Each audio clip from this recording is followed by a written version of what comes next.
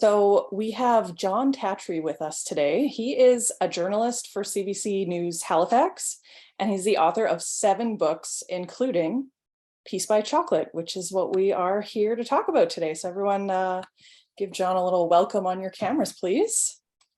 Hello, nice to see everybody. Nice to see you too. Thank you so much for joining us today.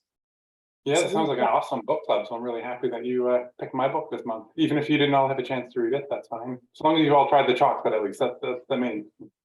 Yes, I did pick up a bar at Save On Foods, which I believe is a fraction off of Sobeys. Is that true? Do you know? Excuse me. Anyway, yeah, I did have some of their chocolate. It was very, very good.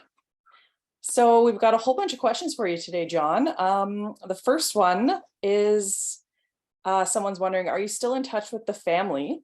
And is there anything new with the family that you're able to share with us? Yeah, actually I jotted down a few updates down here to share with you. Yeah, I don't keep as close a touch with them now, obviously, as I did when I was writing the book and spending all that time with them. But some of the highlights, Tarek got engaged a few months ago. I don't know if you saw the photos on social media, but Peace by Chocolate shared them as well. Very beautiful engagement photos. So they'll be getting married sometime soon, I would imagine. So it was pretty exciting for him. Batul, his sister, she got married shortly after the book came out, and she's had 1 or 2 children since. I'm not sure, I haven't seen her in a little while, but she's doing very well. I'm sure Assam and Shanaz, the parents, are very happy to be grandparents to their firstborn in Canada, Hadhad. So they're busy with that. Assam is still working at Peace by Chocolate, still leading the cooking side of the company. And Ala, Tarek's older sister, has started public speaking too, which has been really great to see. She's got a really important and interesting story, similar to Tarek's in a lot of ways, but very different. And of course, her experience of coming to Canada as a woman and as a Muslim woman was quite different from Tarek's. And Jon, Ala came after, right? She's the one that was a little bit stuck for a year, I think, right? That's right. Yeah, she and her 2 young children were stuck in Lebanon for an extra year because they came as family packages and they were separated as their own distinct families. So they had a longer wait to get here. And the other news, actually, that everyone would be excited about is Walla, the other sister, the last sister they were trying to get to Canada. She's made it here too. She arrived last year and has been settling into Nova Scotia. So yeah, they're all very, very happy Hadhads all around in Nova Scotia. What an incredible story that so many of them are here and together again. That's just amazing. Yeah, when I was doing the research for this book, I looked at the 2016, I think it was, Stats Canada census. And for Antigonish County, they recorded 0 Syrian people, like 0 people had written that down.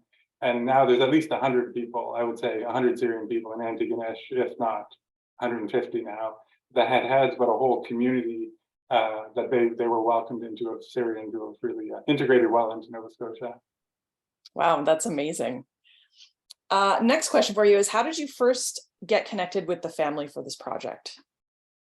So as a CBC journalist, I was behind the scenes a lot when my colleague Carolyn Ray, who reported this story for CBC, she was the one, if you read the book, she drove through a blizzard to interview Tarek shortly after he arrived in Canada. Nobody had really spoken to him before, but she just had a good feeling about it. And so I worked in the newsroom, so I would hear her coming back from these trips and hear all the story and hear about the community behind it, and especially the women's story and the family and the community who welcomed them in Antigonish.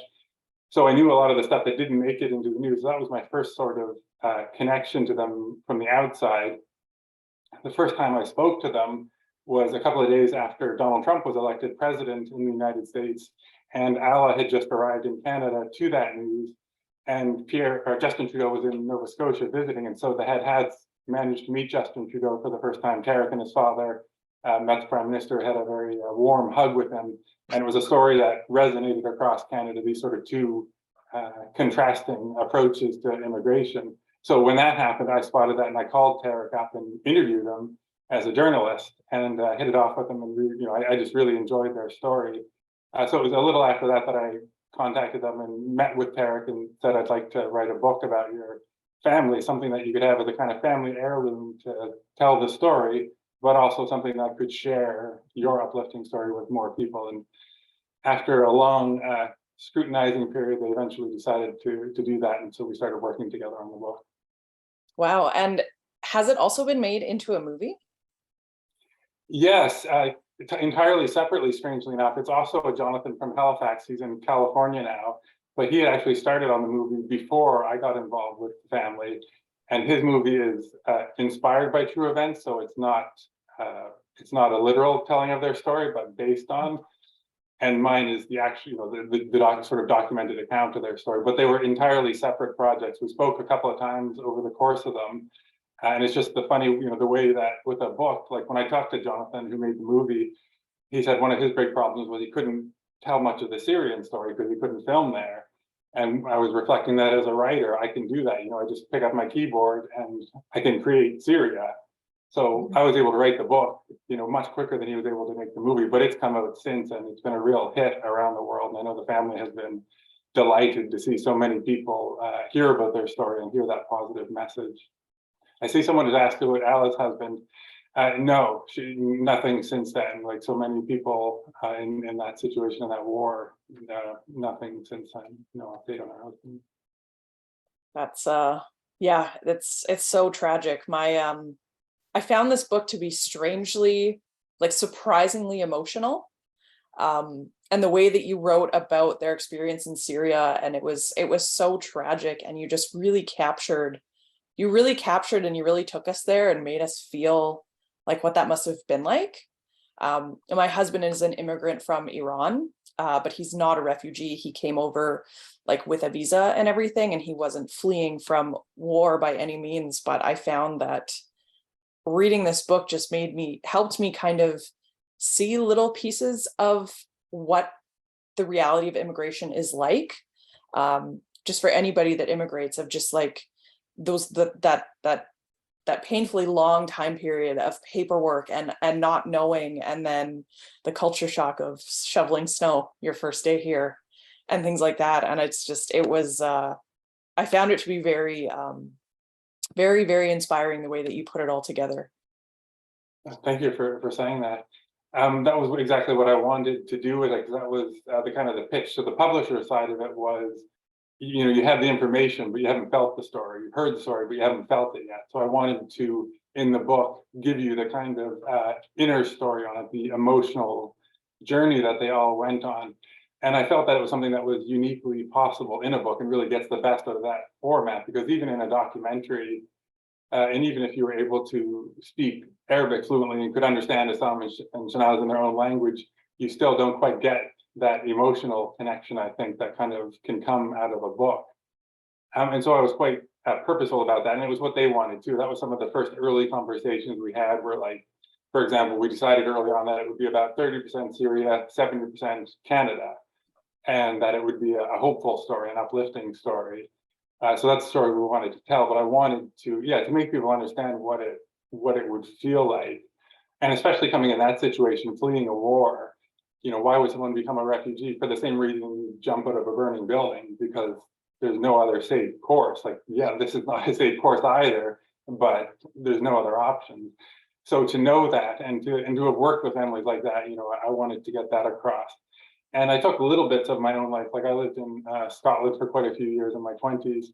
And obviously it's a much softer, easier experience, but that sort of sense of confusion and cultural confusion and all the little things that take so long to get to grips with in the best of situations. And then so to talk to them and to really hear their story about how difficult it was to adjust when it was like their whole world had been knocked upside down, like the weather, the climate, everything, except for the people, which I think was the kind of the uplifting part of their story, that there's a unexpected cultural crossover between Nova Scotia, I think Canada in general, and there's lots of other communities around the country that have had these sort of experiences. But I think that specifically in Nova Scotian and Syrian values overlap quite a bit. So I think that was the kind of saving grace they found, is that they lost everything except for themselves and the chance to rebuild.